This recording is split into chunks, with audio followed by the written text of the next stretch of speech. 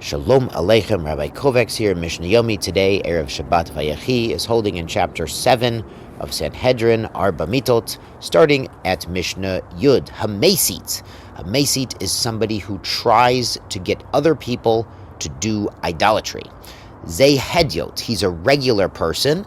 The Barter explains, not a Navi. A Navi, a prophet who tries to influence others to do idolatry, he gets a chenek. But a regular guy who tries to get other people involved in idolatry, he's a missionary for the idols, he gets a skila. So he's a hedyot, a regular guy, mesitz, it's a hedyot, who is tempting, trying to seduce into idol worship a regular guy. Now, the same would apply if he was trying to convince a Navi also. Amar lo, what does he do? He tells him, Yesh Yira, there's something to fear, a deity, b'makom ploni, in a certain place. Kach ochelet, and this is what it eats, suggesting we bring it some food. Kach shota, this is what it drinks, we'll pour him a glass of beer. Kach mitiva, this is the good it can do. Kach maria, and these are the bad things it can do to us if we don't go and serve this idol. Now, the Mishnah points out a logistical, a procedural consideration. Kol chayave mitot shebetorah, anytime someone might get a death penalty in the Torah, ein machminin alav chutz mizu. We don't pre-place witnesses to catch him in the act, except for the mesit. We're going to see a mesit, you can hide witnesses behind the fence and have the guy say these words and try to tempt people to idolatry in order to convict him. So Amr l'shnayim, if this idolatry missionary said to two guys, Hen Edav, they can become his witnesses immediately. Mevino to lebeit din, they can bring him to the court. V'zoglino to, testify against him, and the court will convict him and punish him by skila. Amr la'echad, but what if he's a cunning missionary? He's only talking to one guy. Hu omer, so the guy who hears can say, Yeshli chaverim rotzim v'kach. Oh yeah, the idol drinks beer. I got some buddies who would love to give beer to an idol. Let me bring my buddies along. You can tell them too. Im haya arum, if this missionary is very cunning, he knows about the two-witness rule. Ve'enu yachol ledaber fiyim, he says, no, this is a very top-secret idol. I can only tell it to one person at a time. I can never tell it to two people. So what do? Machminin lo edim achari hagoder. You can hide some witnesses behind the fence and then get him to talk to somebody right next to the fence. Who omer lo, and he tells the person he's tempting, Emor Masha Martali, hey, tell me what you told me about the idol. B'yichud, privately, we're in private here. No one here except you and me. When in fact there are witnesses hiding behind the fence or the like.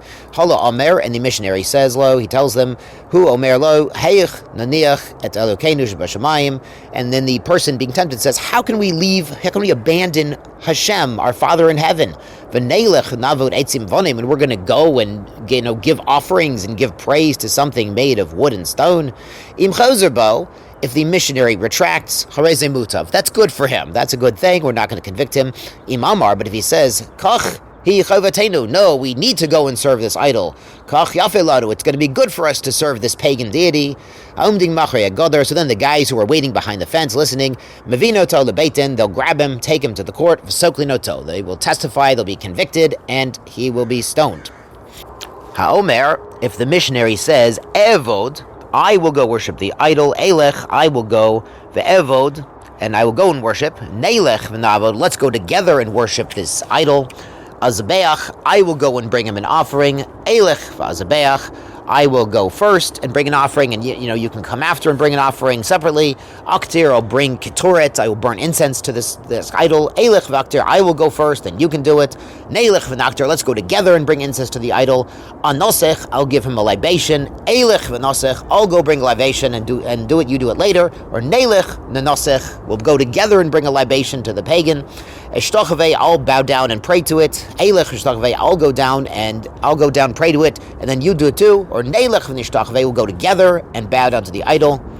So all of these expressions, whether the missionary is saying, I'll do it first and you'll follow me, or he's simply just saying, I'll do it by myself, or he's saying, we'll do it together, all of these are enough expressions of intent to worship an idol that the witnesses, whether be they hiding or be they in front of the missionary, can go to court, bring him to court, and punish this missionary, this mesit.